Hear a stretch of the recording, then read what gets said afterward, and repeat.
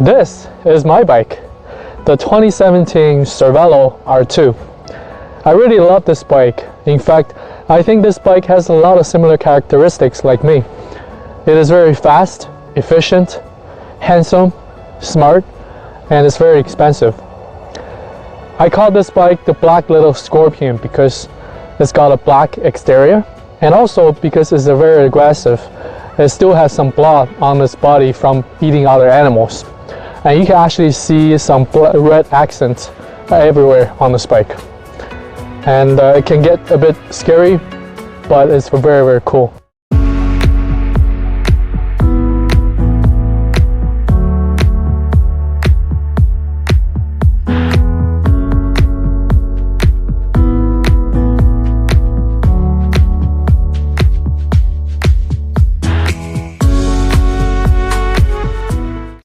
First off, I want to talk about the two technologies as well as the advanced testing methods that's developed by Cervelo on this bike.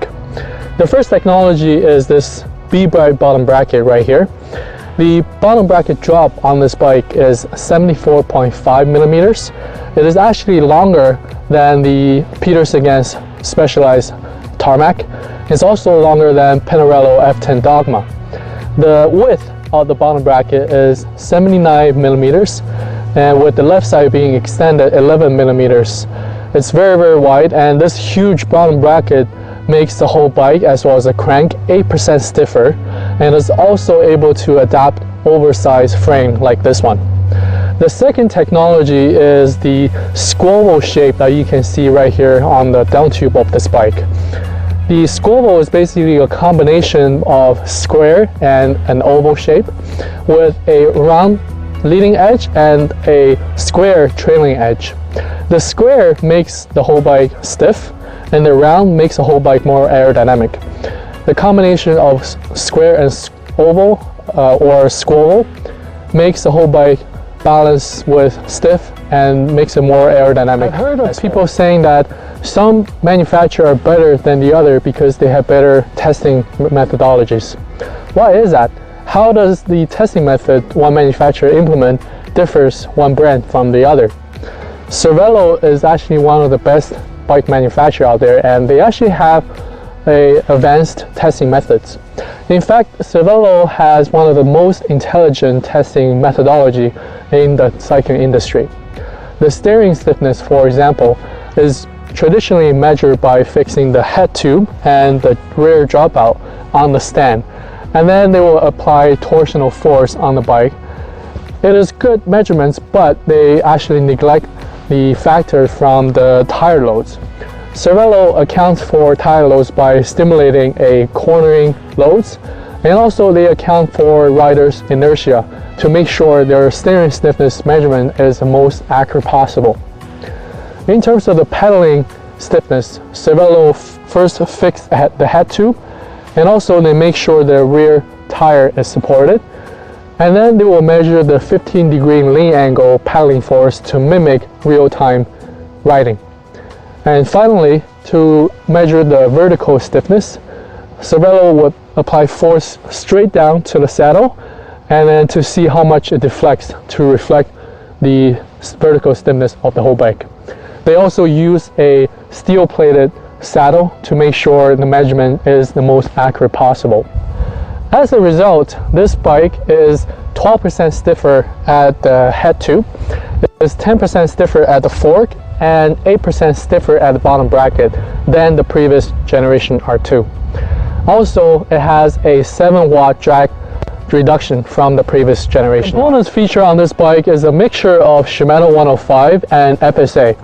The drivetrain system, including the front and rear derailleurs, the shifters, as well as the brake calipers, are all Shimano 105.